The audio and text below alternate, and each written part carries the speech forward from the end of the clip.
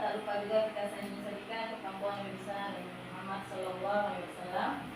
Salam membawa kita dari alam kebodohan ke alam yang penuh dengan ilmu pengetahuan seperti yang kita rasakan sekarang ini.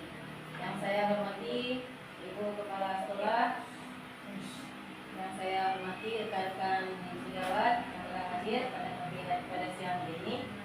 Jadi hari ini kita berkumpul di ruangan yang bahagia ini untuk memaparkan aksi nyata dengan tema diseminasi budaya positif yang akan disampaikan oleh Bapak Zamanuri SPD GR CGP Angkatan 11 Kabupaten Aceh Utara.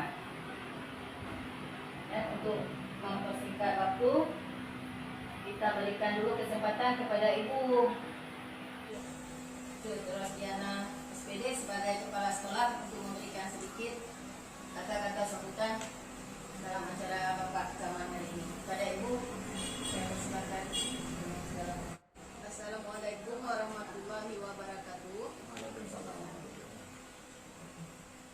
Alhamdulillahirabbil alamin, wassalatu wassalamu ala asyrafil anbiya'i wal mursalin wa ala alihi wa sahbihi ajma'in. Puji syukur mari sama-sama kita panjatkan kepada Allah Subhanahu wa taala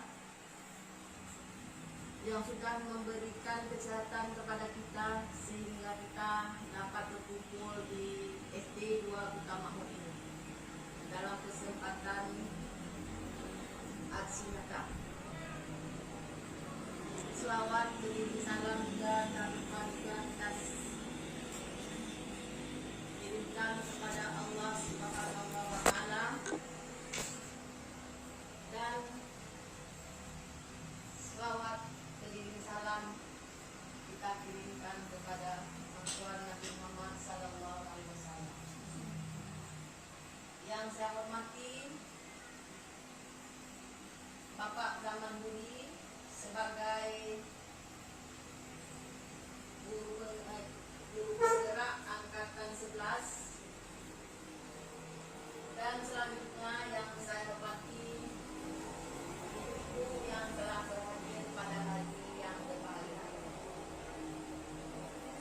Saya menyampaikan sepatah dua kata-kata untuk pembukaan karena pada hari ini akan dilaksanakan oleh Bapak Zamanuri SPD, guru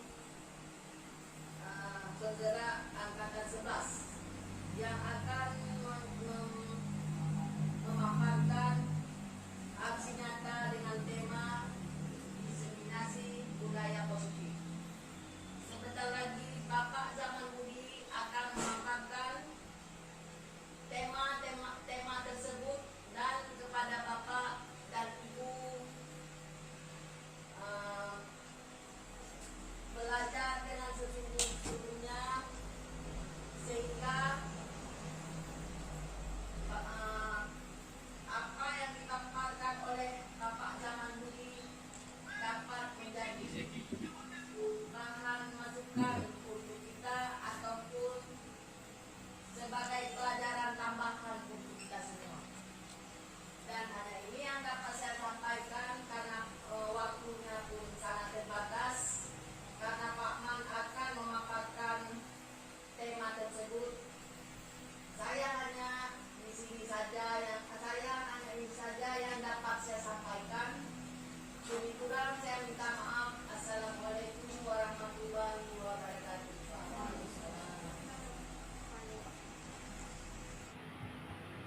Pada Bapak Zamanuri SPD yang persilakan dengan segala hormat. Terima kasih. Assalamualaikum warahmatullahi wabarakatuh. Waalaikumsalam. Alhamdulillahirabbil alamin. Rabbil nasta'in ala mulki wahdin.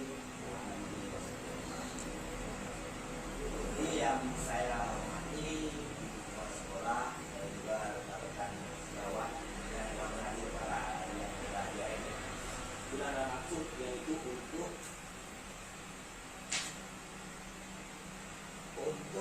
saya melakukan desiminasi budaya positif. Yang ini merupakan aksi nyata saya di modul 174 sebagai tuntutan saya sebagai calon guru tunggal di SMA 11 Unpad Kota. Jadi di sini sebelum kita lihat dulu diseminasi. Diseminasi apa itu diseminasi? Diseminasi yaitu berbagi praktik baik di sini, yaitu saya akan berbagi tentang pengalaman saya yang saya dapatkan selama saya mengikuti guru tunggal sekarang ini. Mungkin ada beberapa persepsi saya yang berbeda dari dulunya sebelum mengikuti kegiatan guru tunggal yang sekarang mungkin lebih memahami tentang apa itu budaya positif.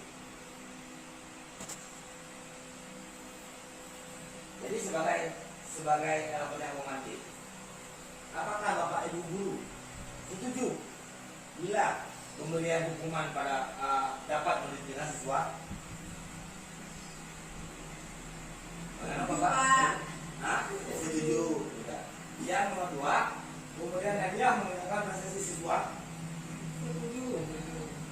Yang ketiga, guru harus mampu memberikan solusi untuk setiap siswa yang bermasalah. Iya. Yang keempat, guru berperan sebagai teman bagi siswa. Iya. Nantinya akan ada penjelasan berikutnya. Yang pertama, apa itu budaya positif? Budaya positif yaitu perwujudan dari nilai-nilai atau keyakinan universal yang diterapkan di sekolah. Itu yang dinamakan dengan budaya positif. Contohnya seperti yang sudah sering kita bicarakan, perwujudan dari nilai-nilai ataupun keyakinan universal. Salah satunya yang budaya positifnya bersalaman pada saat anak tiba di sekolah. Ini merupakan sudah budaya positif yang memang sudah kita terapkan di sekolah kita. Cuma kita tidak menyadari bahwa ini merupakan salah satu budaya positif. Jadi konsep-konsep inti untuk menerapkan budaya positif di sini ada 6 poin. Yang pertama disiplin positif, yang kedua motivasi perilaku manusia, yang ketiga ada pimpinan kelas atau pimpinan sekolah, yang keempat kebutuhan dasar manusia, yang kelima posisi kontrol kita sebagai seorang guru, yang keenam ada segitiga restitusi. Yang nantinya pembahasan ini akan kita paparkan lebih lanjut di slide selanjutnya. Jadi yang sering terjadi sekarang yaitu pergeseran paradigma teori kontrol. Ini menurut William Gesser mengatakan bahwa ilusi guru mengontrol murid, ilusi bahwa semua penguatan positif efektif dan bermanfaat, yang sebenarnya ilusi bahwa kritik dan membuat orang tua merasa bersalah dapat menguatkan karakter. Yang terakhir, ilusi bahwa orang dewasa memiliki hak untuk memaksa. Ini masalah pergeseran paradigma teori kontrol yang mungkin sudah agak berbeda dari pemahaman kita yang terdahulu. Tentang paradigma seorang bisa berubah dari paradigma stimulus respon kepada pendekatan kontrol. Di sini stimulus kontrol atau stimulus responnya realitas atau realitas sama. Itu stimulus respon. Sedangkan teori kontrolnya berbeda, realita atau realita berbeda. Jadi stimulus respon di sini yang sebenarnya berbeda dengan teori kontrol. Yang kedua, semua orang melihat hal yang sama, tetapi teori kontrolnya setiap orang mungkin gambarannya berbeda. Seperti pembelajaran yang kita lakukan yaitu dengan cara berdiferensiasi. Ini salah satunya, itu menurut teori kontrol. Yang ketiga yang ada, kita mencoba mengubah orang agar dapat pandangan sama dengan kita. Teori kontrolnya kita berusaha memahami pandangan orang lain tentang dunia. Jadi kita tidak dapat mengubah orang untuk berpandangan sama seperti pandangan kita. Jadi di sini kita hanya dapat berusaha memahami pandangan orang lain tentang dunia itu bagaimana. Bukan kita mengubah pandangan orang lain. Itu stimulus respon. Biasanya adalah perilaku buruk dilihat sebagai suatu kesalahan. Teori kontrolnya, semua perilaku memiliki tujuan.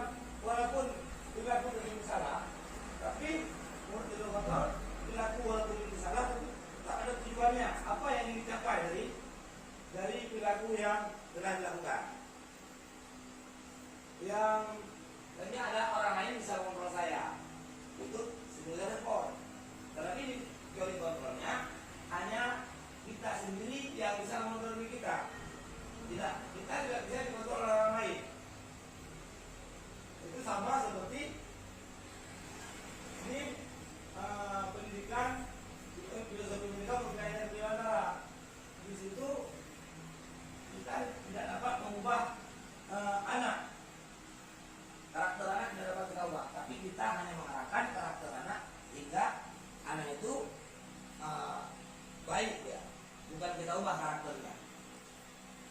Artinya saya bisa mengontrol orang lain, itu menurut respon.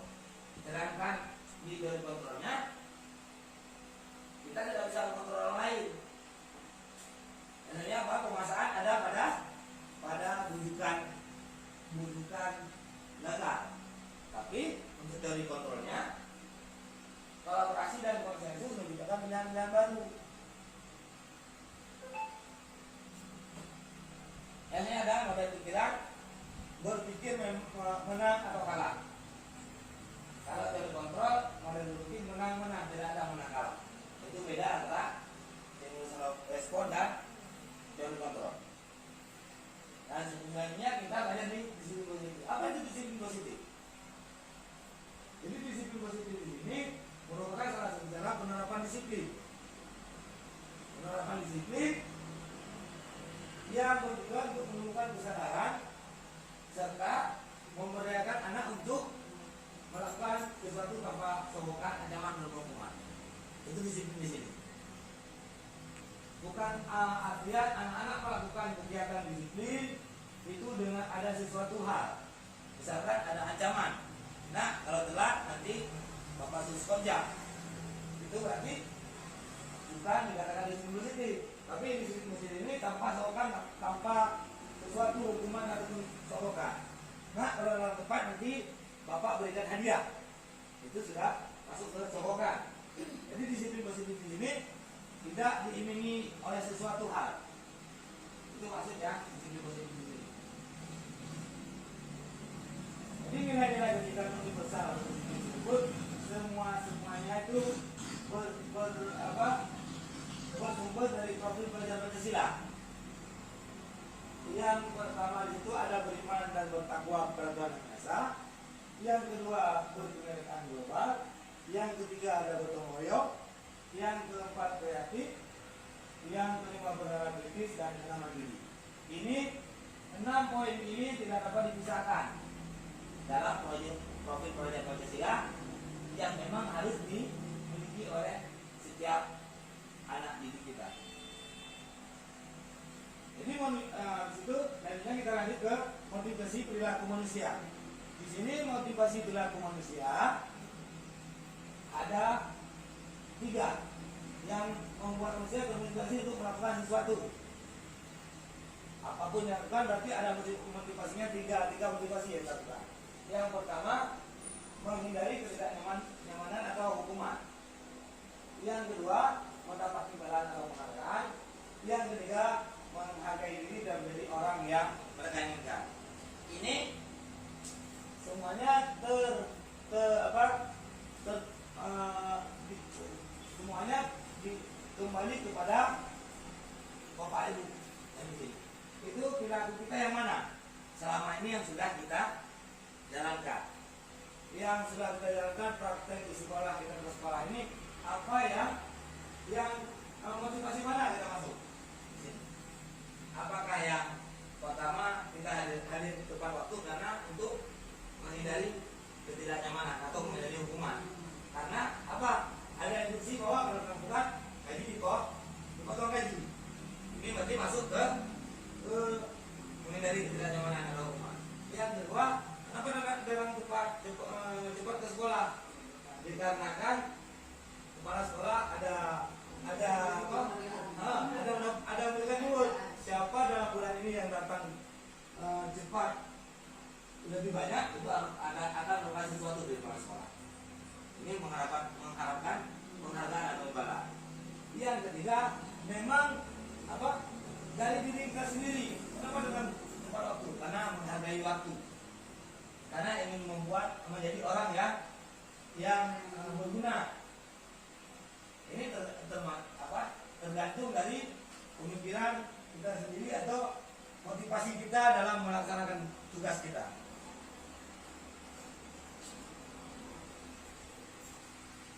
Selanjutnya ada dari disebut ada hukuman, konsekuensi dan distribusi. Di sini berbeda.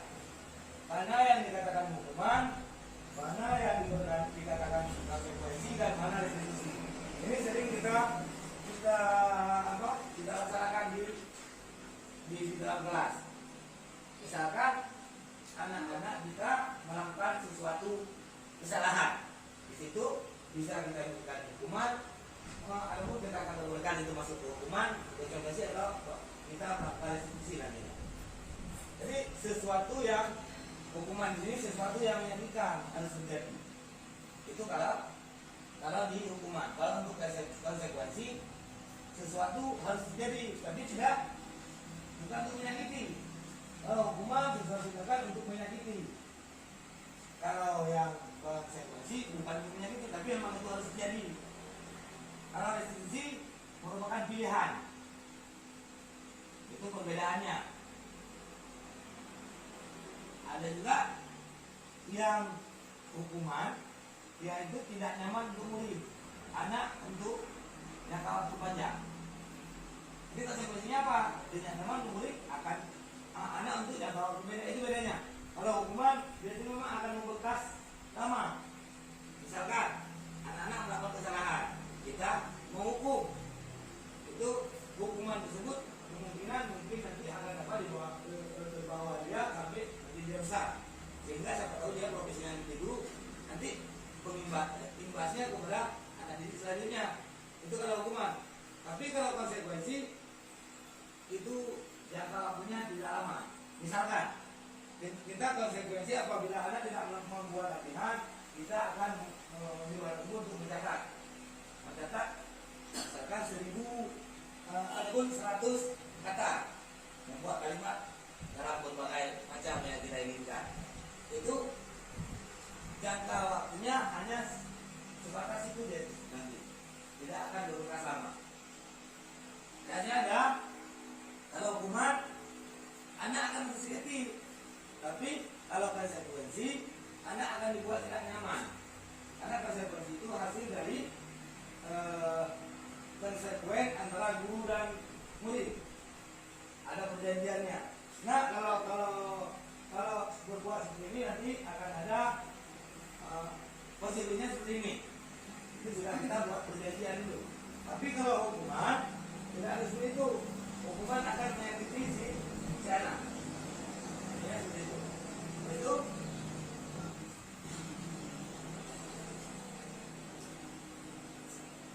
jadi perilaku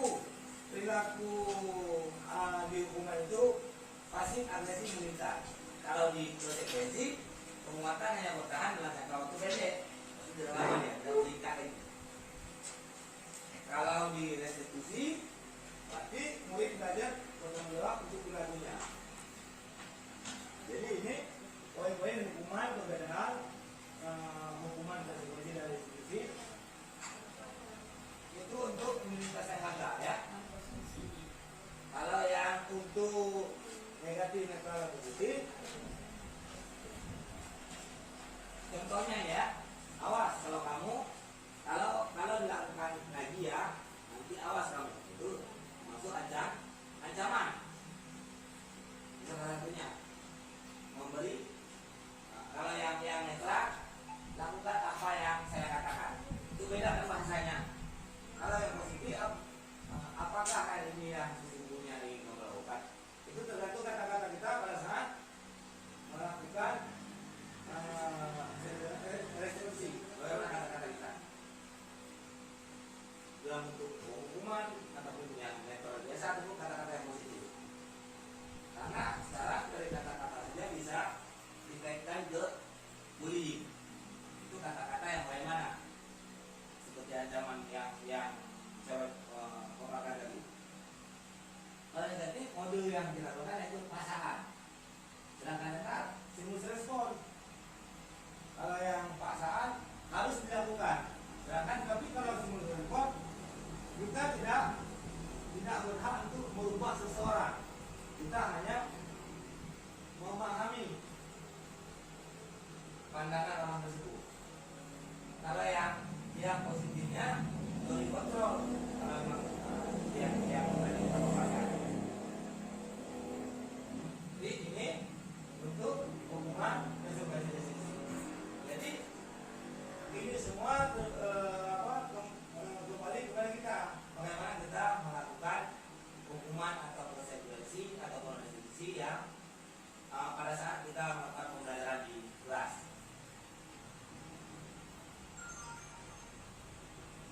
Jadi berdasarkan bagian di atas tadi, penjelasan tentang hukuman, konsekuensi, dan juga restitusi. Hukuman, maksud hukuman apa? Nah, tidak terencana, bersifat satu arah, bisa berupa hukuman fisik, psikis, atau kata-kata kasar. Ini hukuman.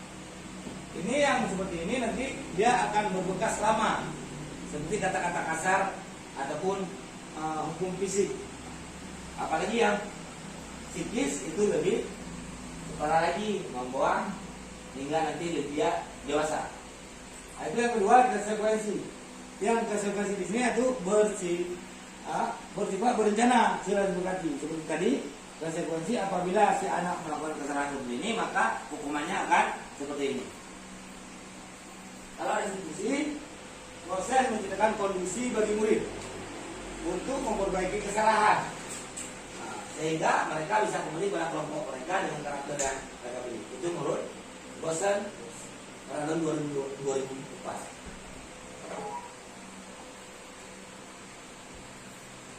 Nah, ini contoh konsekuensi atau hukuman. Mencatat 100 kali di dalam buku kalimat. Saya tidak akan terlambat lagi karena terlambat ke sekolah. Ini masuk kemana? Bisa kita kategorikan konsekuensi ataupun hukuman. Hukuman. Konsekuensi. Nah, konsekuensi pasti sudah berjanji. Hukuman. Menyamar saya hukuman. Karena ada 100 kali dalam satu sekolah. Nanti di sini kan dia yang guru menyuruh anak guru untuk mencatat 100 kali di dalam kalimat. Apa yang tulisnya? Saya tidak akan terlambat lagi karena terlambat ke sekolah. Itu masuk kan sudah ada perjanjian.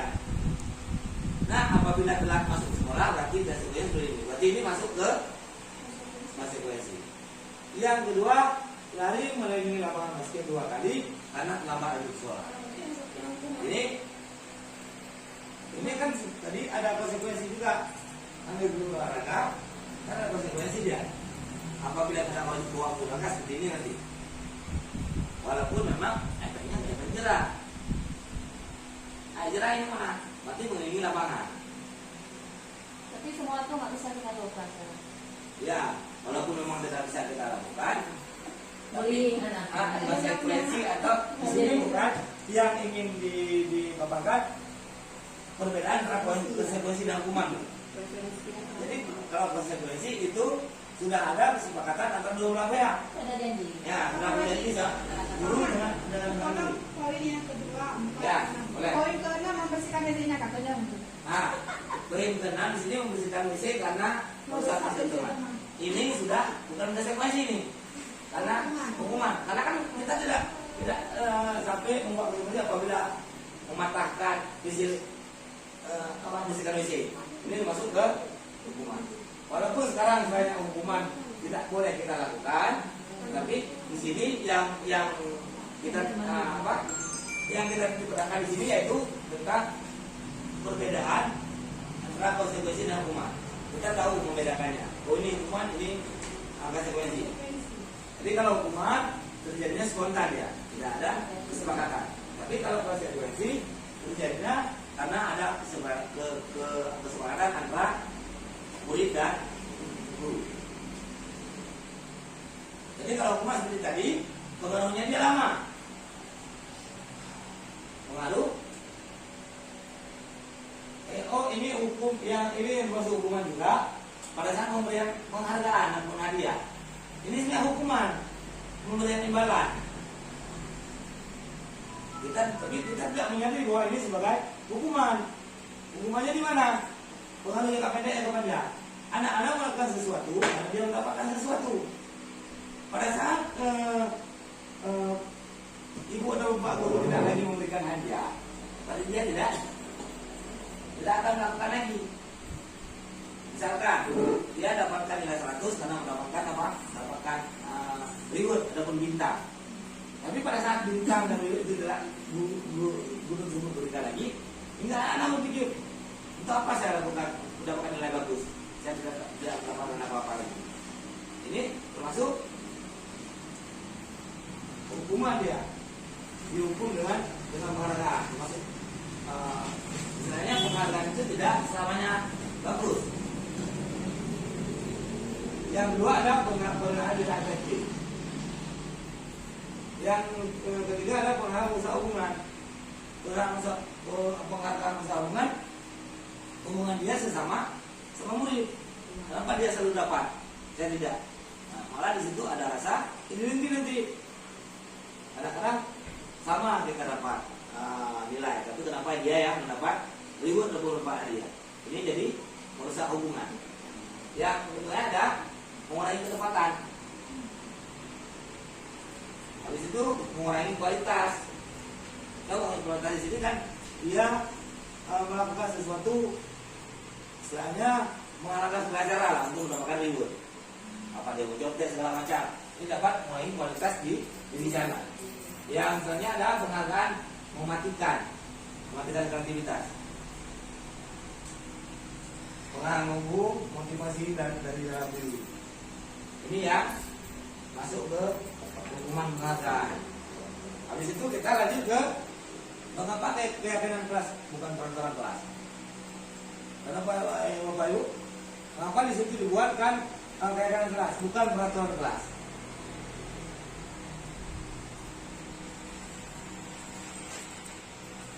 Di sini mengapa kita memiliki peraturan tentang penggunaan helm pada saat mengendarai motor roda 2 atau motor. Yang kedua, mengapa kita memiliki peraturan tentang penggunaan masker dalam mencuci tangan setiap saat.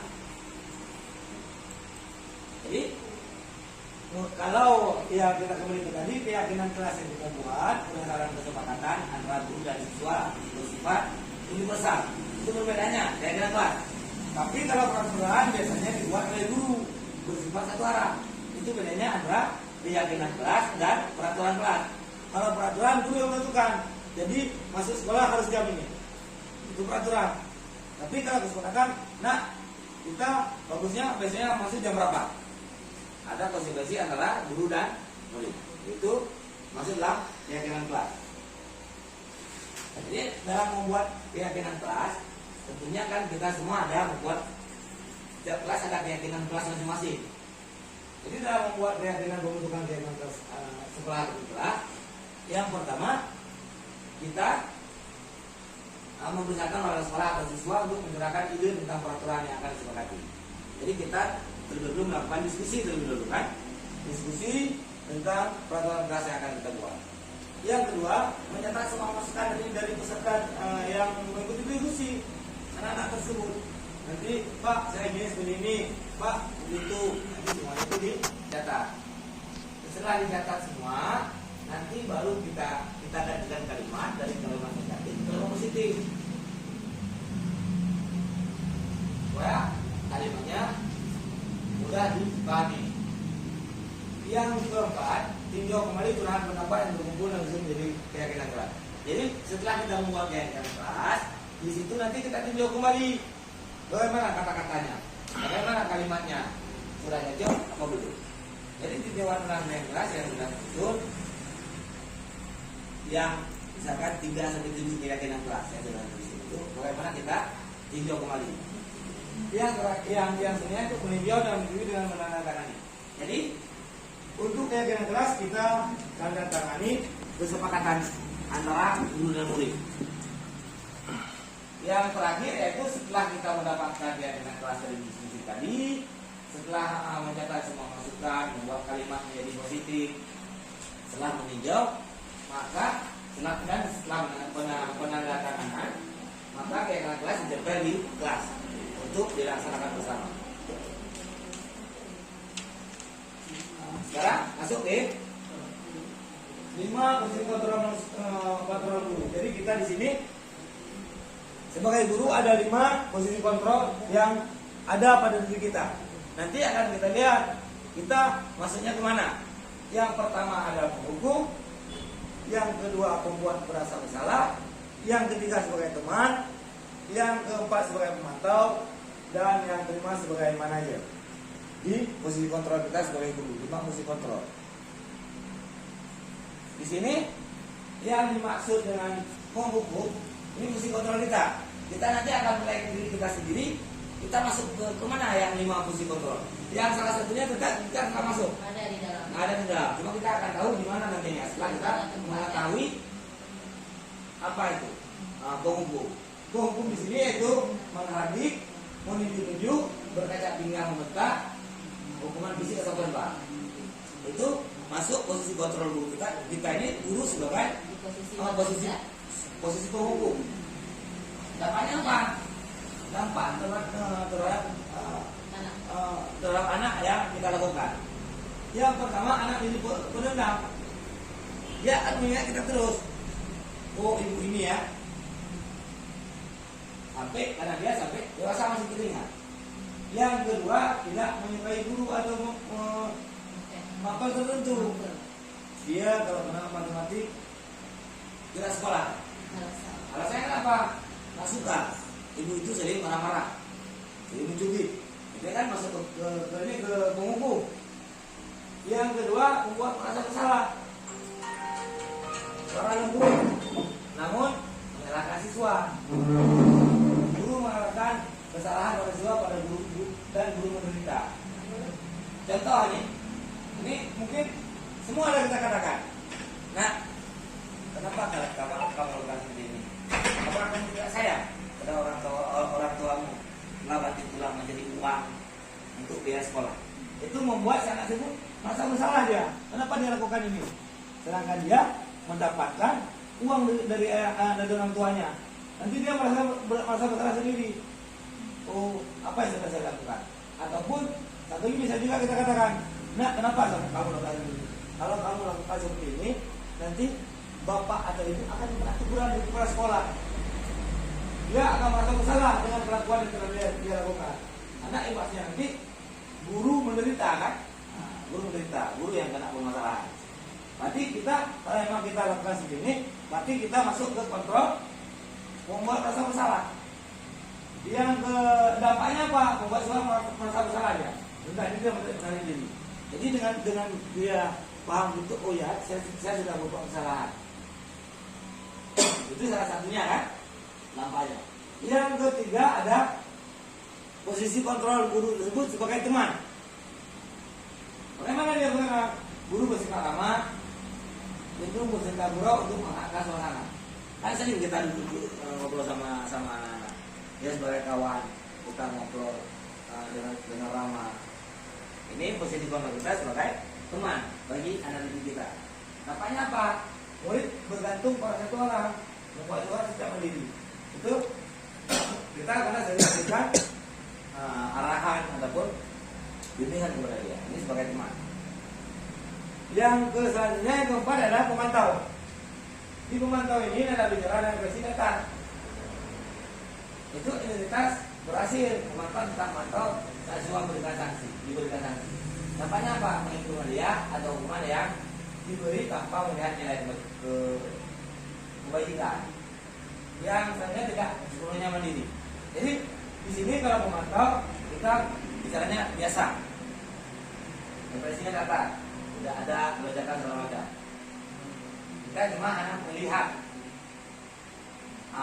apa yang sanksi yang telah apa pada saat siswa diberikan sanksi apa yang anak itu lakukan. Kita hanya memantau di sini. Yang terakhir yaitu manajer. Jadi posisi kontrol yang terakhir yaitu yang 5 itu manajer. Suaranya netral, tidak apa biasa saja ya, netral, umum. Kita politik berhasil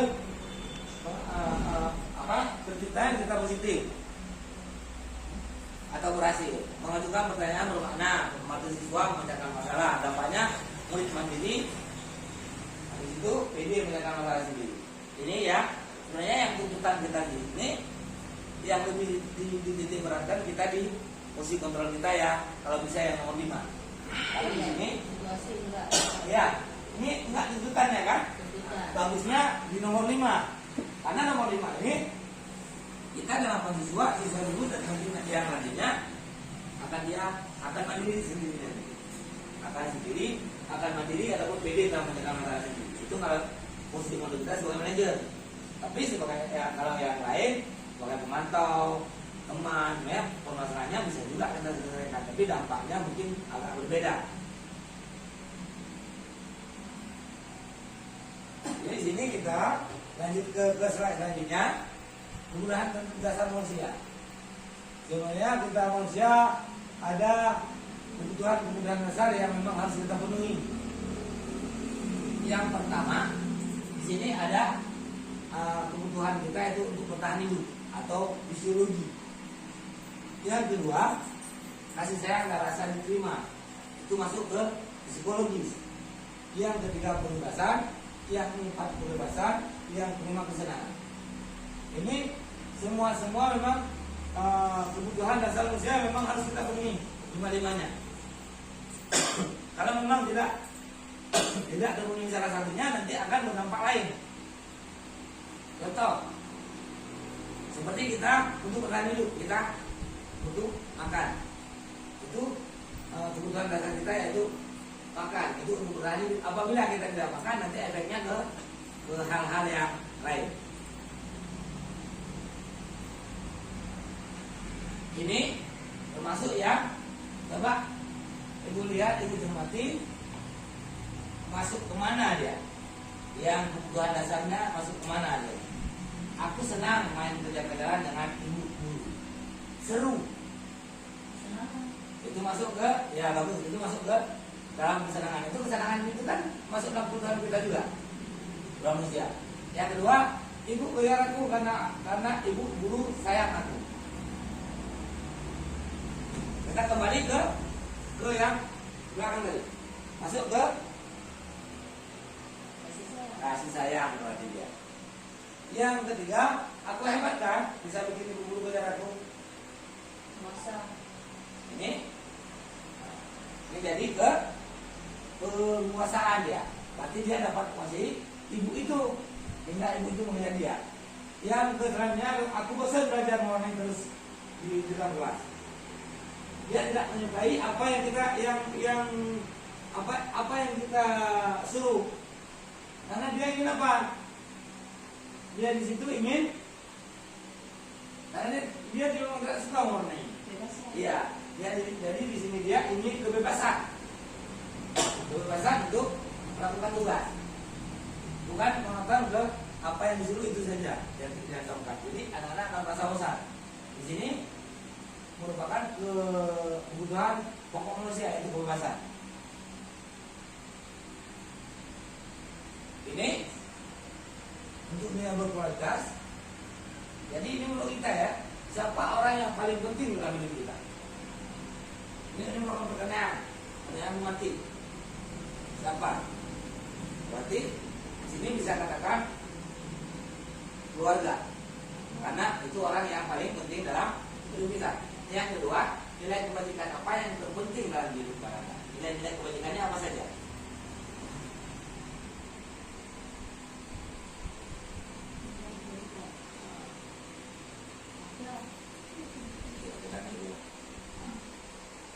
Nah, di sini di umat desanya itu tentang segitiga restitusi.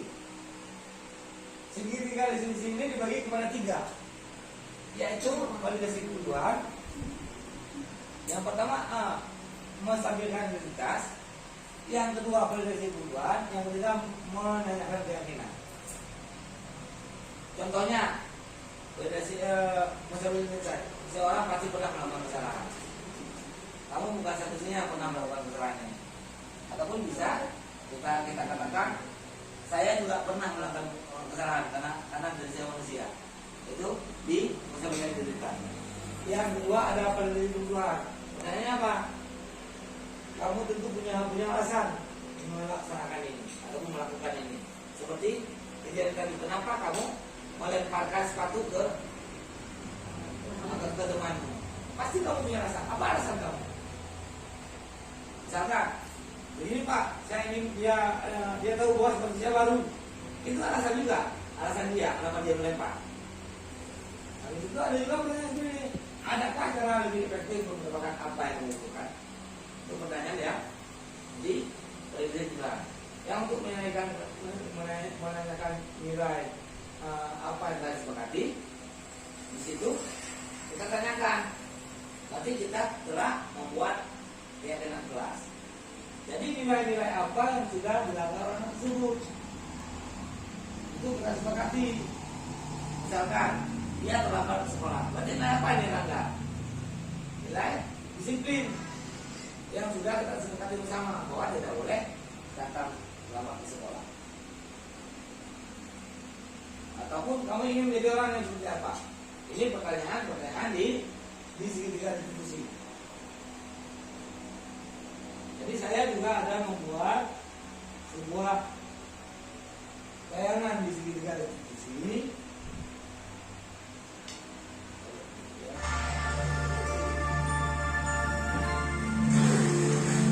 Ini restribusi yang saya laksanakan di modul 1.4, yaitu tentang organisasi. Saya bukan dengan konseptual.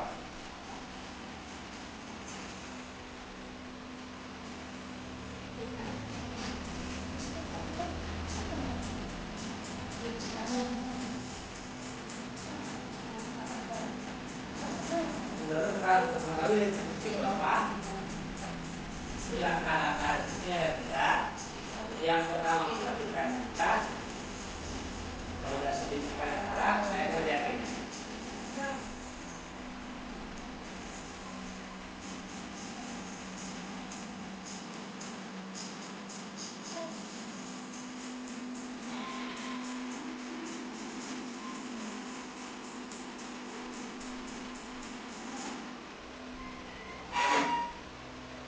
Jadi pada kasus yang pertama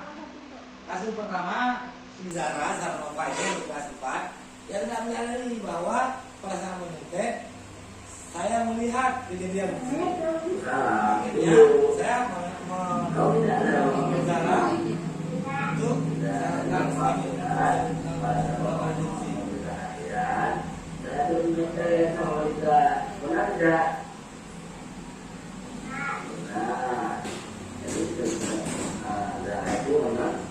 sebagai perbuatan itu benar salah? Salah.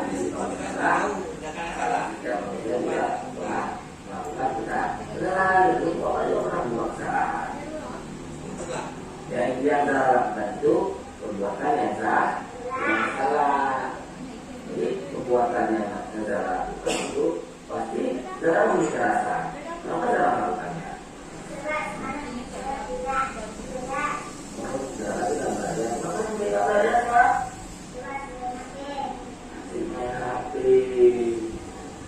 Ini bukan hati itu bagus.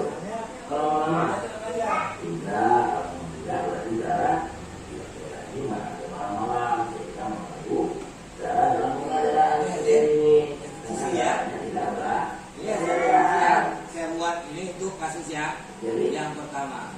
Jadi nanti dia itu tidak dapat solusi sendiri. Tidak berikan, tidak berani menyontek. Ya, nomor 3-nya. Bukan perbuatan yang baik. Karena menjawab itu adalah menjawab kita. Berarti ini hasil testimoninya. Kita sekarang masuk ke kasus yang kedua. Kasus kedua kenapa? Nah, ini kasus keduanya. Si Muhammad Rizky Arsyad dia tuh telat. Ataupun telat datang ke sekolah. Nah, kita akan cari solusi untuk melakukan ketika ada solusi di sini. Kenapa dia melakukan itu?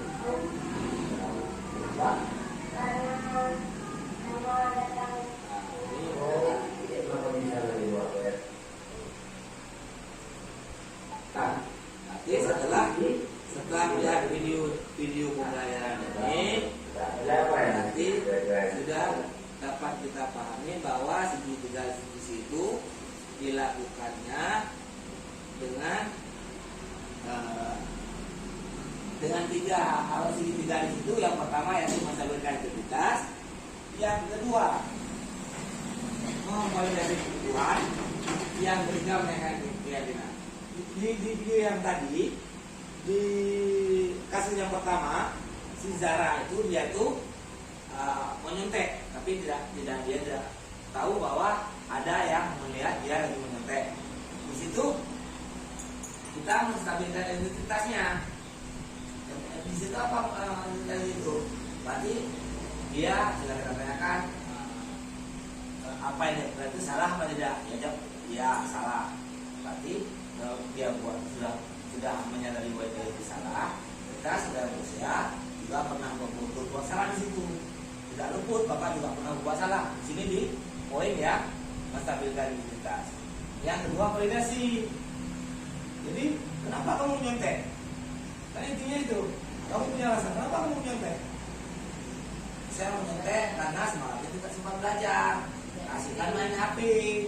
Jadi dari kasihkan main HP, dia tidak belajar karena lagi hari ini ada latihan. Itu ya. Yang jadi di validasi kebutuhan. Terus itu ada cara solusi sendiri, dia dapat sendiri. Sebenarnya apa?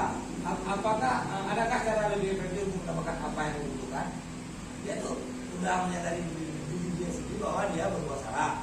Jadi solusinya di situ dia akan belajar dengan dia dan tidak lagi main HP lama-lama. Itu di validasi kebutuhan. Itu keyakinan keras apa yang telah disepakati yang dilanggar di situ.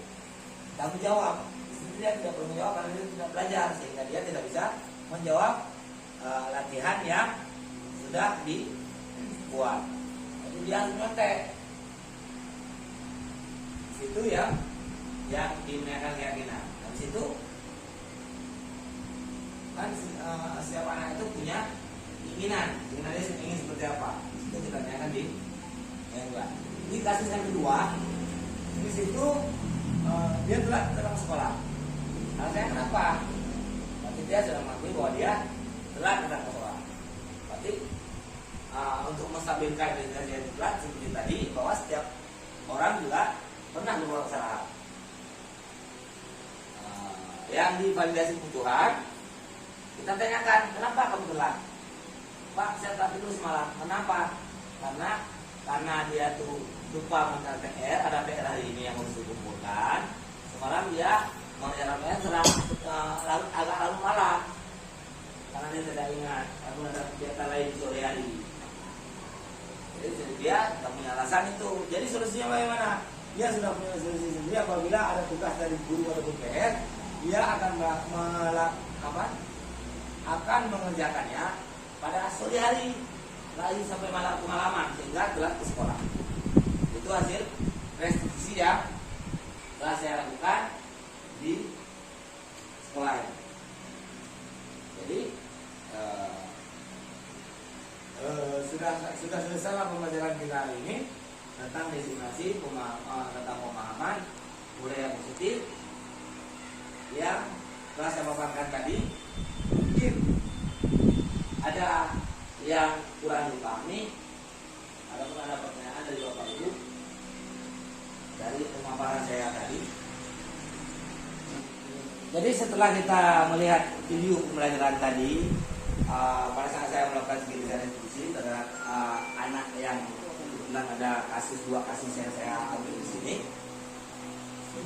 Apakah juga Bapak Ibu mungkin ada permasalahan yang telah Bapak Ibu lakukan diskusi, walaupun sebenarnya itu tidak memahami bahwa itu sudah melakukan suatu ataupun segitiga diskusi pada anak tersebut.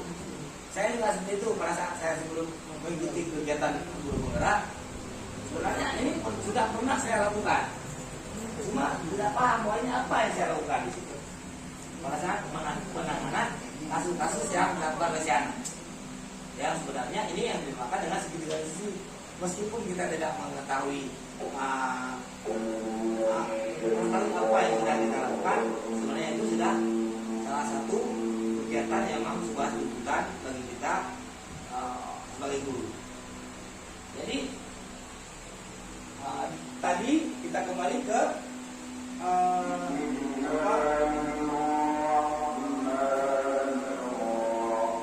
kembali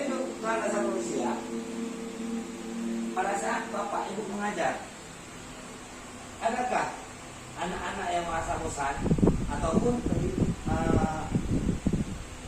kejadian-kejadian yang memang tidak seperti yang kita harapkan, misalkan di situ kita merasa ada anak-anak juga sibuk sendiri dia bicarakan dia ataupun asik bermain bersama. Itu ada kejadian seperti itu perasaan bapak ibu mengajar.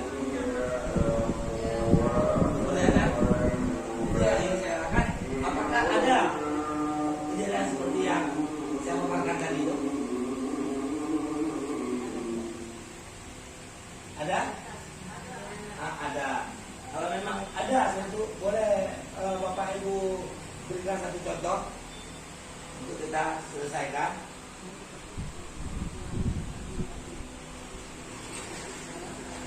Kamu dong, kita.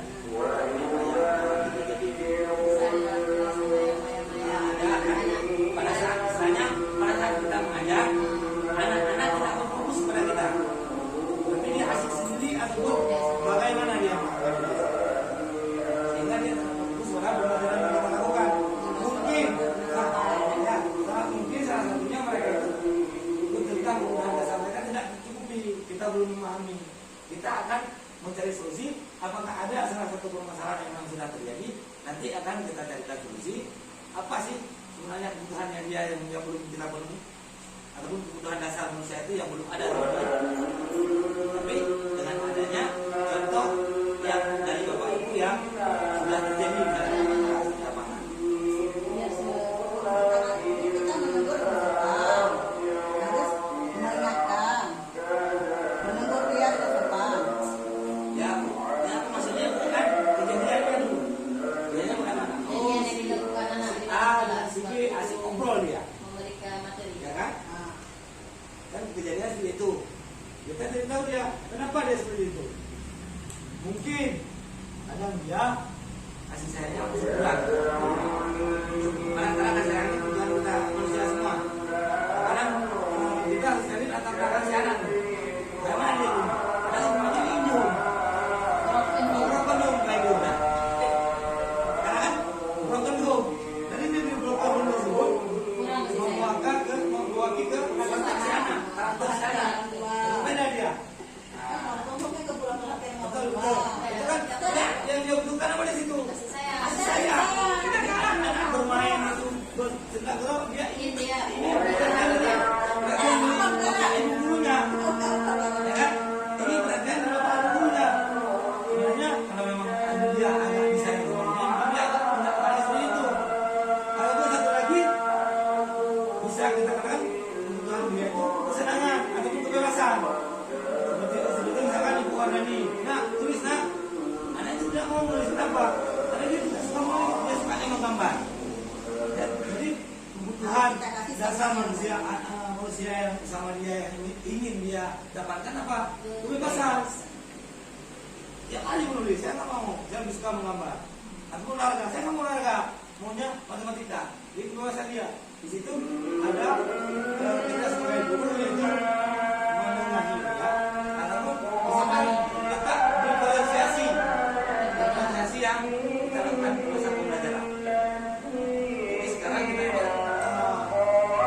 diferensiasi sangat dituntut di sekolah. Apalagi di sekolah kita ada yang memang anak-anak yang berkebutuhan khusus. Seperti di kelas 1 situ ada sekitar 3 orang.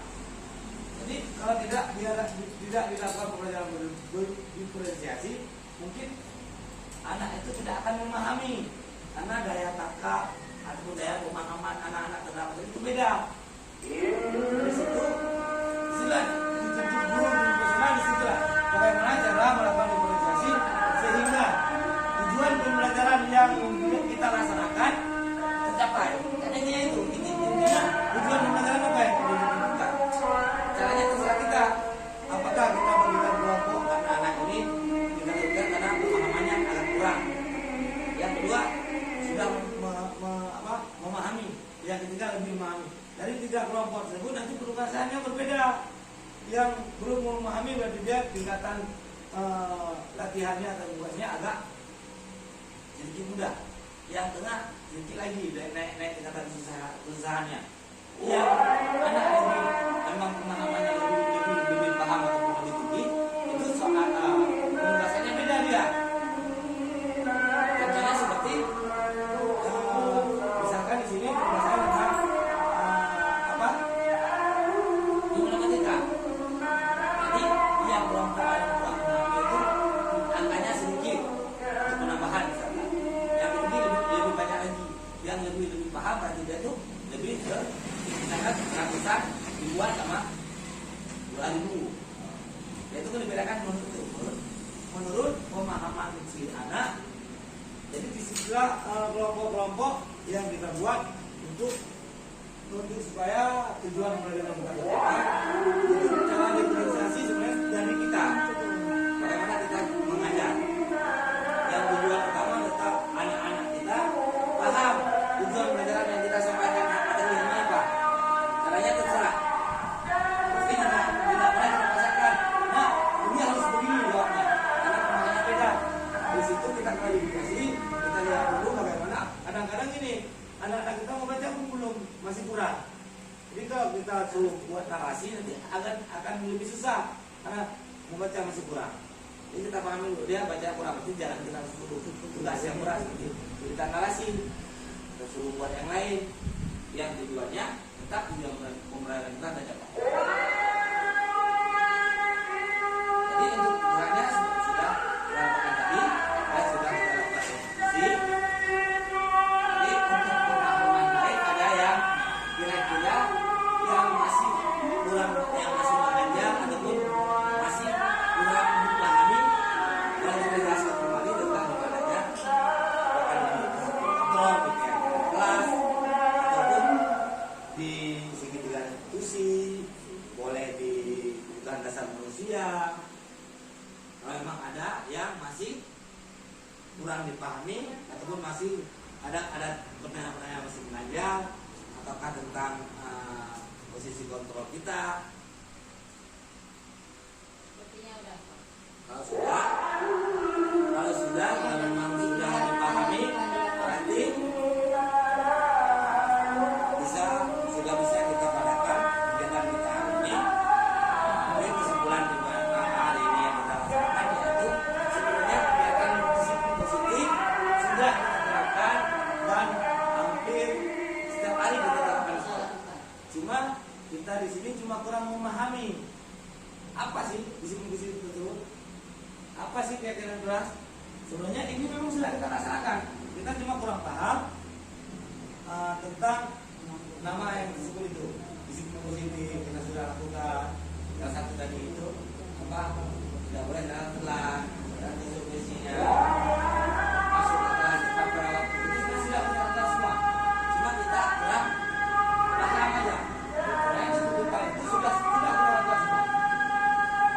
Jadi untuk hari ini semoga dengan pemaparan yang saya lakukan tadi, pemahaman Bapak Ibu tentang disiplin positif, gaya positif, tiga institusi dan kontrol, kebutuhan dasar manusia, itu semua dapat menambah wawasan dan manfaat bagi Bapak Ibu, manusia bagi saya sendiri. Jadi cukup sekian untuk hari ini. Pada pemaparan kita hari ini saya akhiri.